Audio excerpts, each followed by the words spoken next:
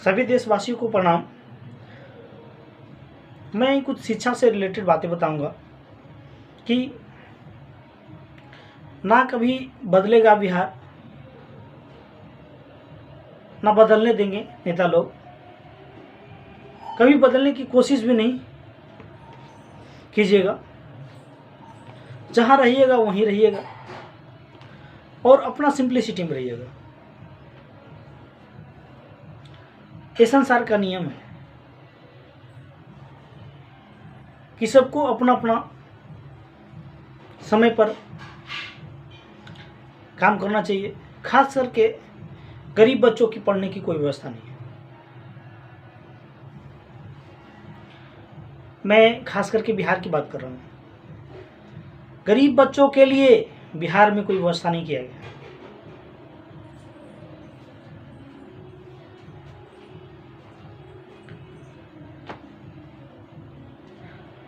आपके बच्चे पढ़ने जा रहे हैं स्कूल, पढ़ने नहीं, स्कूल जाते हैं और खिचड़ी खाकर चले आते हैं।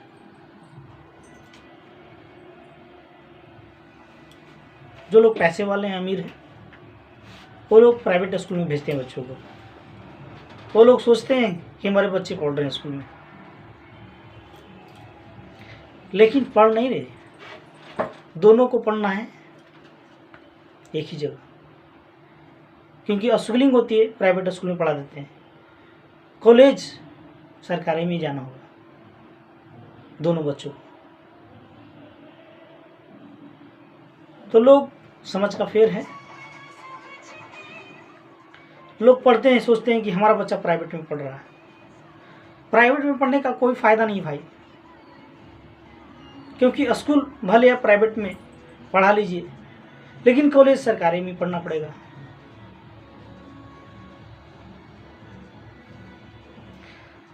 अभी चल रहा है स्कूल में खिचड़ी और कॉलेज में डिग्री बंट रहा है। आप पढ़ कहाँ रहे हैं? ये आप डॉक्टर, इंजीनियर, कलेक्टर बनेंगे? ऐसा नहीं। सरकार पढ़ाई पे सालाना लगभग 40,000 करोड़ रुपये खर्च कर रही है। 40,000 करोड़ रुपये। और बिहार का शिक्षा व्यवस्था बड़ा दुरुस्त लग रहा है।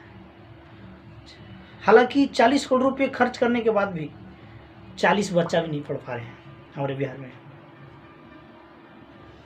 और कुछ मैं राजनीति के बारे में बताऊंगा कि बोलते हैं अब की बार मेरी सरकार। सभी नेता लोग बोलते हैं कि अब की बार मेरी सरकार, इसलिए कि पेट्रोल का दाम बढ़ा हुआ है, गैस का दाम बढ़ा हुआ है, बड़ी बड़ी बातें करते हैं।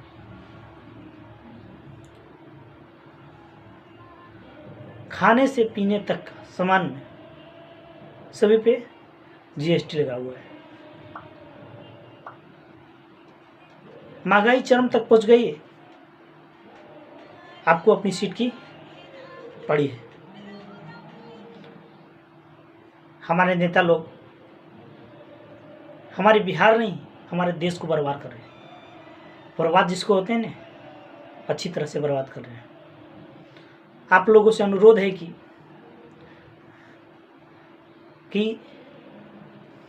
जितने भी गद्दार नेता हैं उनको उठाकर फेंकना ही होगा।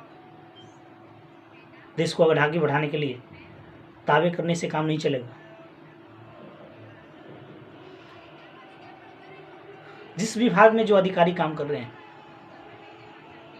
सब धोखेबाज हैं।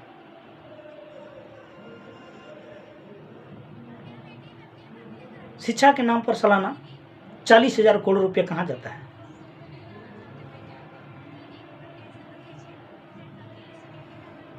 सारेआम घपलाबाजी किया जाता है। इसलिए मैं होली के शुभ अवसर पर बता रहा हूँ कि इलेक्शन आने वाला है। सभी नेता अपने अपने कैलेंडर लेके खड़े हैं कि अब की बार मेरी सरकार। क्या करके दिखाया आपने? आज़ादी से अभी तक क्या किया आपने? कुछ नहीं किया।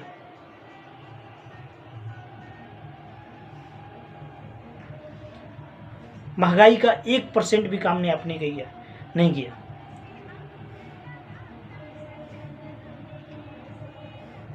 खर्च का 1% भी आपने काम नहीं किया। सिलेंडर के दाम बढ़े, पेट्रोल के दाम बढ़े, गैस के दाम बढ़े। आप लोग को पता है कि महंगाई चरम सीमा तक पहुंची हुई है।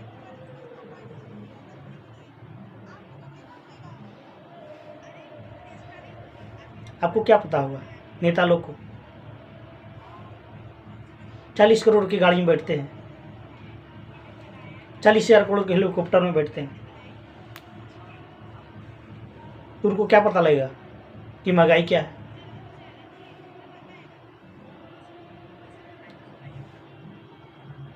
इसलिए सभी देश से और सब भाई से निवेदन है कि कम से कम शिक्षा को दुरुस्त किया जाए। मैं किसी पार्टी का बात नहीं कर रहा हूँ, शिक्षा से रिलेटेड बातें कर रहा हूँ। ऐसा रहा तो हमारा देश